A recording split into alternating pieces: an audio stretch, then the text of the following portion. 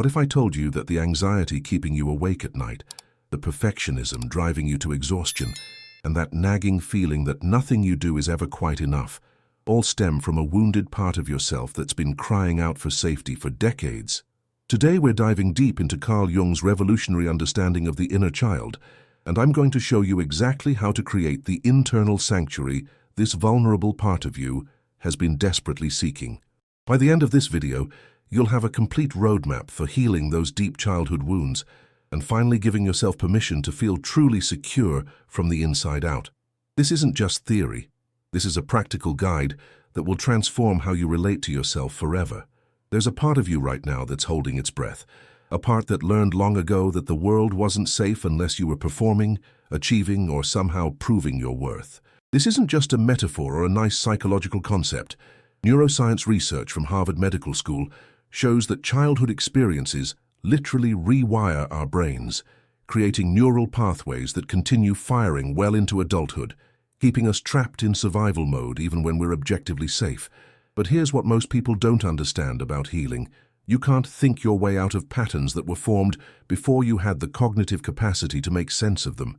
You can't rationalize away a nervous system that was programmed for hypervigilance when you were 3 years old.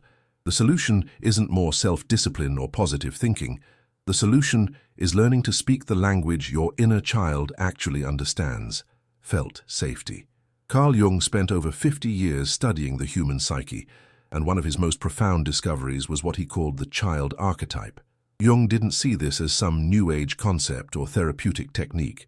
He understood it as a fundamental aspect of human consciousness, a living energy within us that holds both our deepest wounds and our greatest potential for renewal. Jung wrote that this inner child represents the pre-conscious childhood aspect of the collective unconscious. But what he really meant was that there's a part of every adult that remains eternally young, eternally hopeful, and eternally vulnerable. Most of us learn to abandon this part of ourselves very early. Maybe you were told to stop being so sensitive. Maybe you learned that your needs were inconvenient, or that expressing emotions made others uncomfortable. Perhaps you discovered that love felt conditional, available only when you were good enough, quiet enough, or accomplished enough. Your brilliant young mind did what all children do when faced with an unsafe environment. It adapted. It created strategies for survival that may have served you then, but are now suffocating the life out of you as an adult. The fascinating thing about Jung's work is how it anticipated what we now know from trauma research. Dr. Bessel van der Kolk's groundbreaking book, The Body Keeps the Score, confirms what Jung intuited decades ago. Our bodies hold the memory of every experience, especially those from our earliest years. When a child doesn't feel safe, that information gets stored not just in their memories but in their muscles, their breathing patterns, their sleep cycles, and their stress response systems. This is why you might find yourself feeling anxious for no apparent reason, or why you might have difficulty relaxing even when everything in your life is going well. Your adult mind might know you're safe, but your inner child's body is still braced for the next threat. This creates what psychologists call emotional dysregulation, a state where your reactions feel disproportionate to the situation at hand because you're not just responding to what's happening now, you're responding to an accumulation of moments when you felt unsafe in the past. But here's where Jung's wisdom becomes truly transformative. He didn't believe in simply managing symptoms or coping with dysfunction. He believed in what he called individuation, the process of becoming whole by integrating all parts of yourself, including the wounded child within. Jung understood that this inner child isn't just a repository of trauma and pain. It's also the source of your creativity, your spontaneity, your capacity for wonder and joy. When you learn to create genuine safety for this part of yourself, you don't just heal old wounds, you unlock potentials that have been dormant for decades. Creating internal safety isn't about going back and trying to give yourself the childhood you wish you'd had. You can't change the past, and you don't need to. What you can do is learn to become the kind of inner parent to yourself that you needed then. This means developing what Jung called the transcendent function, the ability to hold space for contradictory feelings and experiences without trying to resolve them immediately. Think about how a truly attuned parent responds to a distressed child. They don't try to talk the child out of their feelings or immediately fix whatever is wrong. They first offer presence, validation, and reassurance. They communicate through their tone of voice, their body language, and their patient attention that the child is safe, seen, and acceptable exactly as they are. Only after the child's nervous system has regulated do they move into problem-solving mode. This is exactly the kind of internal relationship you need to develop with your inner child, but for most adults, this feels completely foreign. We've been trained to be our own worst critics, to push ourselves relentlessly, to dismiss our emotional needs as weakness or self-indulgence. We've internalized what Jung called negative animus energy, a harsh, demanding internal voice that drives us forward through criticism and shame. Research from Dr. Kristin Neff at the University of Texas shows that people who practice self-compassion, treating themselves with the same kindness they would offer a good friend, show lower levels of cortisol, decreased anxiety and depression, and higher levels of life satisfaction. But self-compassion isn't just about being nicer to yourself. It's about fundamentally changing the internal dynamic from one of criticism and control to one of care and collaboration. Your inner child communicates through the body, through emotions, through images and sensations that arise spontaneously. Learning to listen to these communications requires what Jung called active imagination, the ability to engage with your unconscious content in a conscious, intentional way. This isn't about analyzing or interpreting. It's about creating space for whatever wants to emerge and receiving it with curiosity rather than judgment. One of the most profound ways to begin this process is through what I call embodied presence. This means learning to inhabit your body fully, to notice the subtle sensations and energies that are constantly moving through you. Most adults live primarily in their heads, disconnected from the wisdom of their bodies. But your inner child speaks the language of the soma, the lived, felt experience of being alive in a physical form. When you place your hand on your heart and breathe deeply, you're not just doing a relaxation technique. You're communicating to your nervous system that you're present, that you're paying attention, that you're here to offer care rather than demand performance. This simple act can begin to rewire decades of internal programming that told you rest was dangerous and vigilance was necessary for survival. Jung wrote extensively about what he called the shadow, the parts of ourselves that we've rejected, denied, or pushed out of conscious awareness. For many people, their inner child has become part of their shadow. They've learned to see their emotional needs, their desire for play and spontaneity, their longing for unconditional love as childish or inappropriate for adults. But Jung understood that whatever we banish to the shadow doesn't disappear. It just operates unconsciously, often sabotaging our efforts to create the life we say we want. Integrating your inner child doesn't mean becoming childish or irresponsible. It means reclaiming access to the natural vitality, creativity, and emotional authenticity that are your birthright as a human being. It means learning to honor both your adult capacity for wisdom and responsibility and your childlike capacity for wonder and play. This integration process happens through what Jung called holding the tension of the opposites. Instead of seeing your adult self and your child self as conflicting forces that you need to choose between, you learn to hold space for both simultaneously. You can be responsible and playful, wise and curious, strong and vulnerable. The goal isn't to eliminate the tensions, but to develop enough internal spaciousness to contain them without being overwhelmed. Creating safety for your inner child also means learning to recognize and interrupt the patterns that keep you trapped in survival mode. Many adults live in a state of chronic low-level activation, always slightly on edge, always ready for the next crisis or demand. This isn't conscious. It's a deeply embedded pattern that was necessary for survival during childhood, but now keeps you exhausted and disconnected from your own life. One of the most common manifestations of inner child wounding is perfectionism. But perfectionism isn't really about having high standards or wanting to do good work. It's a trauma response, a strategy that the child part of you developed to try to create safety in an unpredictable world. The unconscious logic is, if I can just be perfect enough, then I'll finally be safe, loved, and accepted. But perfectionism is an impossible task that keeps you perpetually dissatisfied and anxious. No matter how much you achieve, the perfectionist part of you immediately sees what's lacking, what could be better, what might go wrong next. This isn't because you're inherently flawed or because you need to try harder. It's because perfectionism is trying to solve an emotional problem with a behavioral solution, and it simply doesn't work. Creating genuine safety means learning to recognize when your perfectionism is activated and offering yourself something different. Instead of pushing harder, you pause and ask, what does the child in me need right now?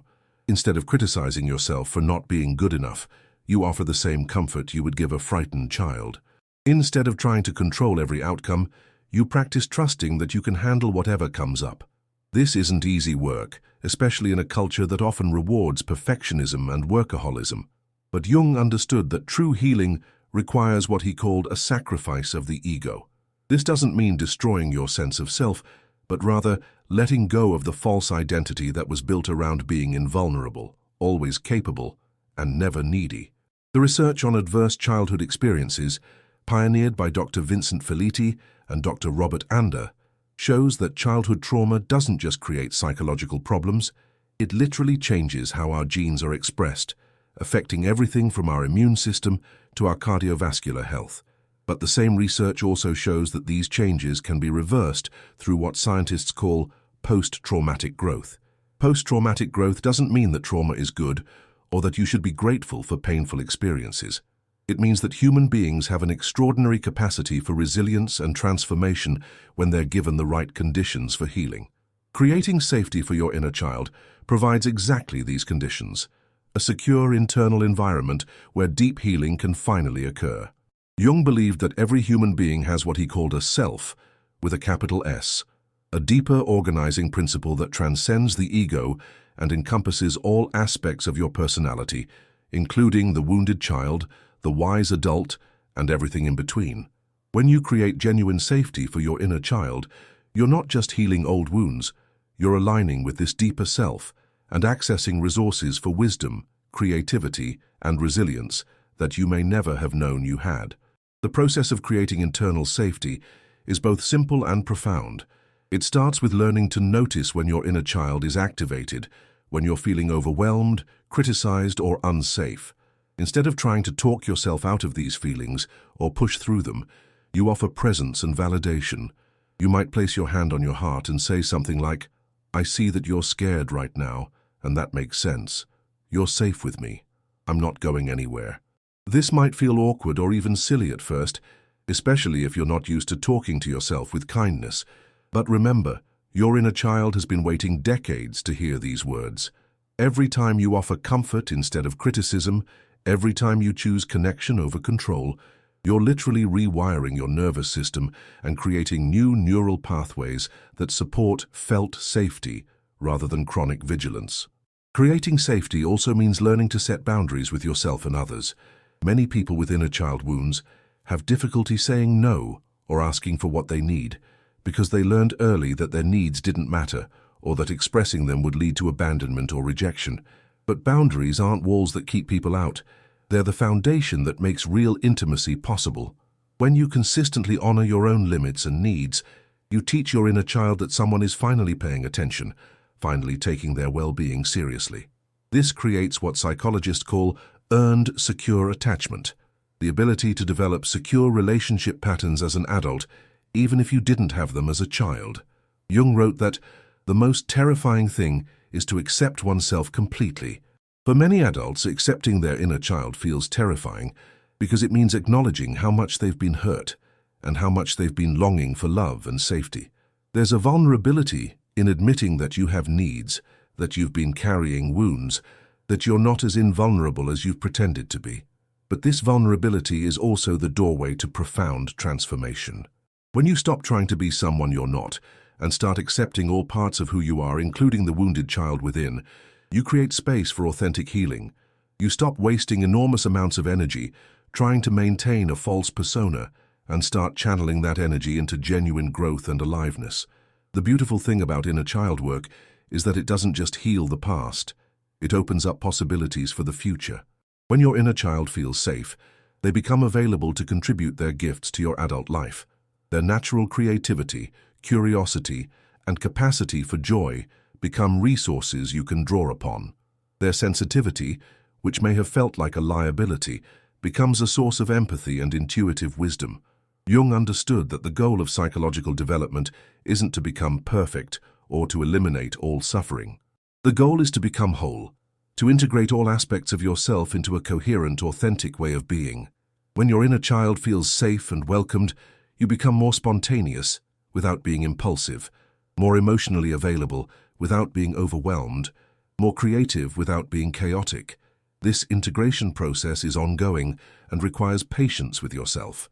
There will be times when your old patterns reassert themselves, when the wounded child feels activated, despite all your efforts to create safety. This isn't a sign that you're doing something wrong or that healing isn't working. It's a normal part of the process, and each time you respond with compassion rather than criticism, you strengthen the new neural pathways you're creating. One of the most powerful practices for creating inner safety is what Jung called amplification, the process of expanding your awareness of what's happening in your inner world. This means learning to notice not just your thoughts, but your bodily sensations, your emotional energies, the images and memories that arise spontaneously. Instead of dismissing these as distractions or problems to be solved, you welcome them as communications from your deeper self. When you feel anxiety, instead of immediately trying to make it go away, you might breathe into it and ask, "What is this anxiety trying to tell me?" When you feel sad, instead of pushing it down or analyzing it, you might offer it space and presence. When you feel angry, instead of judging it as inappropriate, you might listen for the boundary that's being violated or the need that's not being met. This kind of inner listening requires what Jung called suspended judgment, the ability to receive whatever arises in your consciousness without immediately categorizing it as good or bad, right or wrong. Your inner child has been waiting for this kind of non-judgmental attention for a very long time. They've been trying to communicate with you through symptoms, through repeated patterns, through dreams and body sensations. But these messages have often been dismissed or medicated away. Creating safety also means becoming aware of your internal dialogue and consciously choosing to speak to yourself with kindness. Many adults carry what sounds like an abusive parent in their heads, constantly criticizing, demanding, and threatening. This internal critic may have served a protective function when you were young, keeping you hypervigilant so you could avoid further harm. But as an adult, it often creates the very sense of danger it was trying to protect against. Learning to identify this critical voice and consciously choose a different response is fundamental to inner child healing. When you notice yourself engaging in negative self-talk, you can pause and ask, "Is this how I would talk to a child who was struggling?" If the answer is no, then you can consciously choose a different approach. Instead of "You're so stupid for making that mistake," you might say, "Mistakes are how we learn, and I'm proud of you for trying." This isn't about becoming permissive or lowering your standards. It's about recognizing that criticism and shame are remarkably ineffective motivators for sustainable change. Research from the field of positive psychology shows that people perform better, learn faster, and show more resilience when they're operating from a foundation of self-compassion rather than self-criticism. Jung believed that dreams were the royal road to the unconscious, and paying attention to your dreams can provide profound insights into your inner child's needs and fears. Dreams often feature child figures, images from your past, or scenarios that represent unhealed wounds. Instead of trying to interpret these dreams intellectually, you can engage with them through active imagination, entering into dialogue with the dream figures and allowing them to teach you what they represent. Your body is also a source of profound wisdom about your inner child's state. Chronic tension in your shoulders might be related to carrying too much responsibility too young. Digestive issues might be connected to difficulty processing emotions. Sleep problems might reflect a nervous system that learned it wasn't safe to be fully relaxed and vulnerable. Working with body-based practices like breathwork, gentle movement, or therapeutic touch can help your nervous system learn new patterns of safety and regulation. When your body feels safe, your inner child feels safe. When your nervous system is regulated, you have access to your full range of emotional and cognitive resources. Creating internal safety is ultimately about becoming your own secure base, the person you can always count on to offer comfort, understanding, and appropriate protection. This doesn't mean isolating yourself or not needing relationships with others. Healthy relationships become even more possible when you're not desperately trying to get other people to give you the safety you never learned to give yourself. Jung wrote that the privilege of a lifetime is to become who you truly are. For many people, who they truly are includes a sensitive, creative, playful inner child who has been buried under layers of protection and pretending. Creating safety for this part of yourself isn't just healing work.